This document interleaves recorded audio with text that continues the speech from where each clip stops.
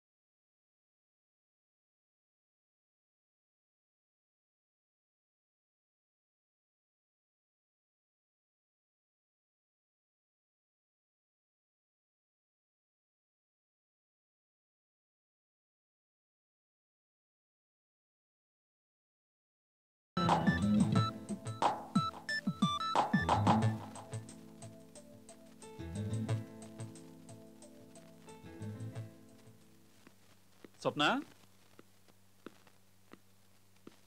స్వప్న, బావా ఆగో.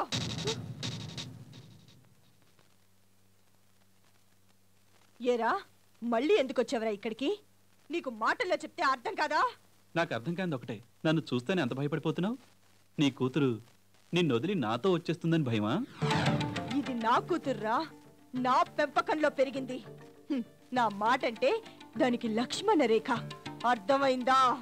చూడండి మంజులాదేవి గారు, ఈరోజు దుబాయ్ వెళ్ళిపోతున్నాను. ఆ విషయం చెప్పేద్దామనే వచ్చాను. అమ్మయ్యా, పీడ విరగడైంది. మరీ అంత సంతోషపడకండి. సంవత్సరం కల్లా తిరిగి వస్తాను. మీరు అవునన్నా కాదన్నా స్వప్నతోటే తిరిగి వెళ్తాను. రేయ్, ఎంత ధైర్యం రా నీకు? అరవకు, బీపీ పెరిగి గుండెపోటు వస్తుంది.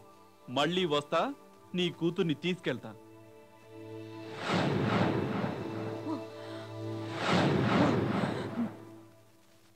అది సార్ జరిగింది. సార్, నా స్వప్నాన్ని ఎలాగో చివరి చూపు కూడా నేను చూసుకోలేదు. కనీసం ఆమె జ్ఞాపకార్థం ఆమె ఆల్బమ్ అన్న దొరుకుతుందన్న ఆశతో ఇలా వచ్చాను సార్. మీరు నన్నే హంతకుడు అనుకుంటున్నారేమోనని భయపడ్డాను సార్. సార్, ఇప్పటికైనా అసలు హంతకుడిని కనిపెట్టి నా స్వప్నాత్మకు శాంతి చేకూర్చండి సార్. మీకు చేతులెత్తి దండం పెడతాను సార్, ప్లీజ్ సార్.